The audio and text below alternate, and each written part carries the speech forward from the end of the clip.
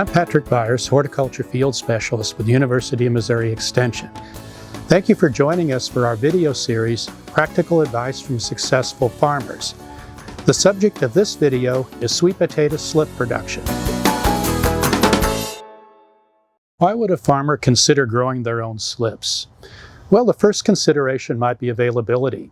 For example, there are some heritage cultivars of sweet potatoes that have only a limited supply of slips from commercial nurseries, and it might be advantageous for the farmer to grow their own slips from those particular cultivars. In some years, the sources of commercially available slips have been in short supply. In that case, having an on-farm source of slips might make sense. If a farmer is interested in organically grown slips, there may be some situations where it's better for the farmer to grow their own slips as well. And then finally, quality. Slips that are grown on-farm and immediately transplanted into production fields take off well, they establish well, and result in good, vigorous growth, whereas slips that are purchased from a commercial source may arrive in less than optimum condition. The next thing to consider is how many sweet potatoes are needed for a farm's purposes from the standpoint of the number of slips needed to plant the plantings on the farm. A bushel of seed sweet potatoes, then treated properly and grown into slips, will typically yield somewhere between 2,000 to 2,500 slips. What this means that in typical spacings for sweet potatoes, 4 to 6 bushel of seed sweet potatoes will produce enough slips to plant an acre of sweet potatoes. Now let's think about a good place to start slips.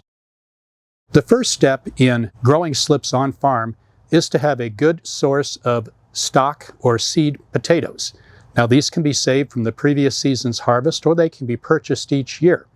If they're purchased, make sure that they come from foundation stock so that the resulting slips will produce plants that are as free from viruses and other issues as possible.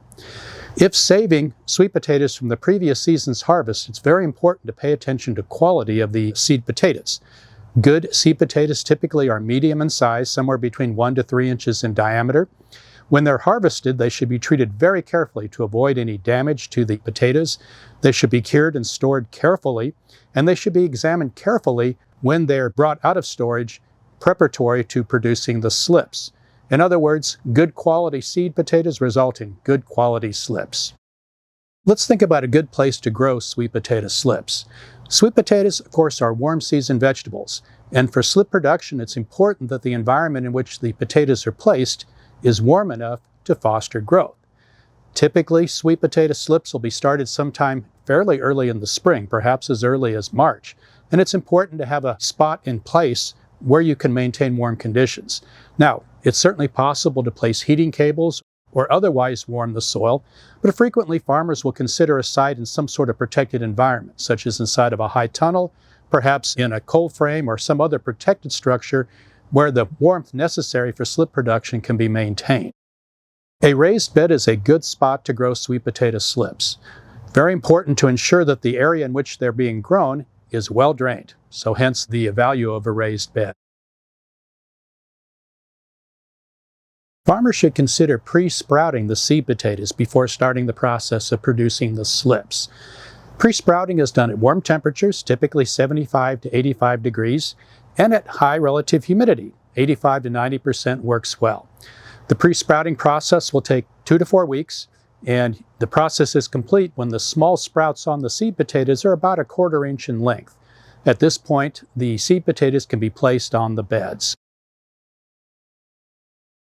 The process of producing slips from start to finish typically takes somewhere between 5 to 8 weeks. Now, why the wide range? Well, it all depends upon the temperature conditions in the slip bed. The warmer the conditions, the more quickly slip production will commence. Pre-sprouted potatoes will also produce slips more quickly. A bushel of sweet potatoes will require roughly 12 square feet when spread out. Try not to have the potatoes piled up, and try to separate them just a little bit as you place them on the bed. As you place the sweet potatoes on the bed, examine them carefully. Discard any that show signs of rot, that are broken, or that show any other abnormalities. Once the sweet potatoes are spread on the bed, then place a layer of fine soil or perhaps a material such as sifted compost about 2 inches over the top of the seed potatoes. Some farmers will consider putting a layer of chicken wire over the top of the beds.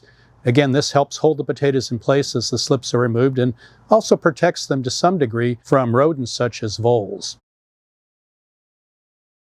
Once the seed potatoes are in place on the beds and covered with either soil or compost, place a plastic mulch over the top of the bed. Now this mulch should be in close contact with the soil, and this will help maintain the warm temperatures necessary for slip production. Best temperatures for slip production are somewhere between 75 and 85 degrees. Cooler soils will result in slower slip production, so try to maintain warm temperatures to maintain good, vigorous slip production. Farmers sometimes fertilize the bed before placing the seed potatoes. Typically, a small amount of a nitrogen-containing fertilizer can be placed in the beds prior to placing the seed potatoes. It's also very important to keep the beds moist. Once the beds are in place, moisten them before placing the plastic mulch, and consider a drip or a trickle line underneath the plastic mulch to help provide moisture if needed, obviously to encourage slip production. Once the bed is in place with the plastic mulch, consider placing a floating row cover or some other type of material over the top of the bed to further maintain warm temperatures. Again, these slips have been placed during the cooler part of the spring, and maintaining warm temperatures will help foster slip production. Keep an eye on the sweet potato seed beds. As the seed potatoes produce slips and the slips emerge above the surface of the soil or the compost, they'll begin to push up the plastic. And this is a clue that it's time to remove that plastic mulch that is placed right over the bed. So at this point, slit the plastic, pull it down, and this will allow the slips then to grow. The slips will grow at different rates. In early slips, mid-season slips, and a little bit later slips, you can expect to harvest slips over about a 4-week period from start to finish. As the slips grow, it can be helpful to cut the tips off of the more vigorous early slips, again to maintain a more uniform production of slips from the standpoint of planting. This can be done by hand, or it can also be done with a string trimmer. Once the slips reach about 6 to 8 inches, cut the very tips off with the string trimmer or by hand. Slips are ready to harvest when they have 4 to 6 leaves on.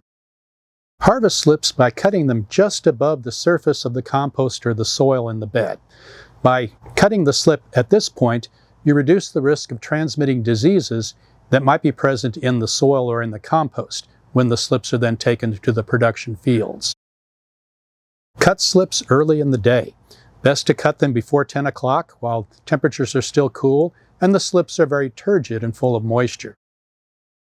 Bundle the slips as they're cut and immediately place them in an area that is out of the sun, cool, and moist. A good place to place cut slips might be inside of a cooler, again where they can be protected from warm temperatures. Once the slips are harvested, it's important to plant them as soon as possible. They can be held for short periods of time, but in an ideal situation, the slips will be planted as they are harvested. Water the slips immediately after they are planted, and keep a close eye on watering for at least the first 2 weeks. They may need to be watered daily during periods of warm temperatures, but the slips should root well and produce a good quality planting bed of sweet potatoes. Thank you for joining us for this video on sweet potato slip production. For more information on sweet potato production or other specialty crops, visit the webcityfarmersmarket.com website. This project was made possible in part with generous funding from the Missouri Department of Agriculture Specialty Crop Block Grant Program and is a joint project of University of Missouri Extension, Lincoln University Cooperative Extension, and the Web City Farmers Market.